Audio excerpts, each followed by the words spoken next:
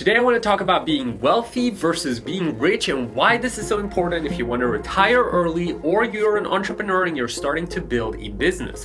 One of the things that I notice a lot when we have our event, for instance, we have an event called Startup Fun Event where we have a podcast you can listen to, but there we have hundreds of startups sign up. A lot of them don't make it past the 6-month mark. So as I went through 10 years of my business and I saw people retire early, sell their businesses, or maybe just discontinue their businesses, I noticed that one thing actually made them successful, and it's usually how risk averse they were and their understanding of the concept of wealth versus being rich.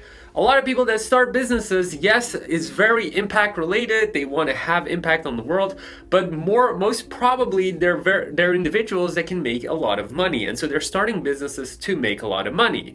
As they make money, now they start thinking about impact.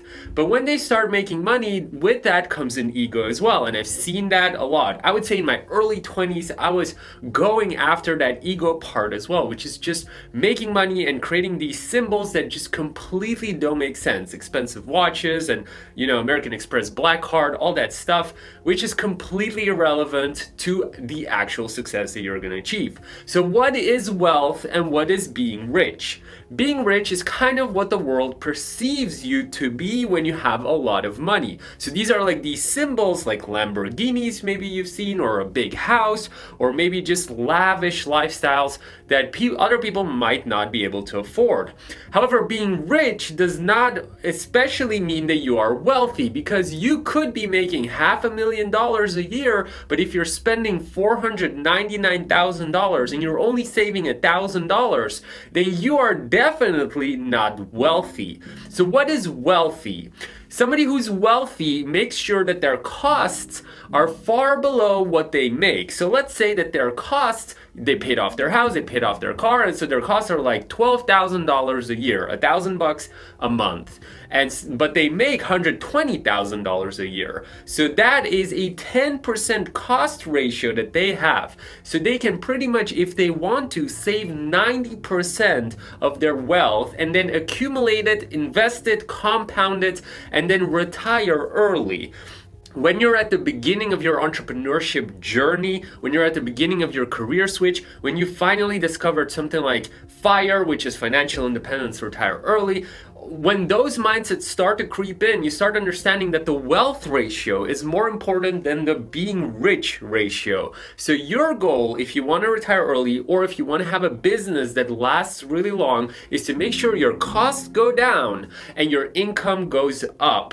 And that's pretty much the only two things you need to be focusing on when you're playing the wealth ratio game instead of being rich game. When you're playing the being rich game, there's no end to it. You can literally go on endlessly, buying super yachts and stuff like that. But when you're playing the wealth game, it becomes a percentage thing. How low can your costs go and how high can your income go? And then based on those two things, you have clear focuses, clear steps on how to do those things, because there's a ton of community groups around saving costs, and there's a ton of community groups that will teach you how to raise your income. And then of course investing will also be raising your income. So that's kind of in short what I wanted to cover about the wealth ratio versus the richness ratio. And then a personal story that I want to share is we get in our community sometimes questions about what should I be focusing on when you're actually starting on this journey, because a lot of people around them maybe just had an exit, so they have all these cars and everything. So you can go either way. When you're actually having a big income, you should not be penny pinching at that point. And so my main advice is that if you're actually starting to get some financial success with predictability, you have a stable income, you should not have a huge cost saving. You should not be not going to birthdays or not traveling to relax yourself. Because if you save too much while you're raising your income too much, you might neglect the most important currency that you have in your life, which is your health and your focus. And so it's very important that as you go through this journey and you're saving costs and raising your income, that you also think about the most important currency, which is your health. Are you actually balancing what you can balance? Are you taking enough breaks? Are you traveling enough to replenish your soul? Are you doing everything in your power so that you can continue playing this game for the next 50 to 100 years.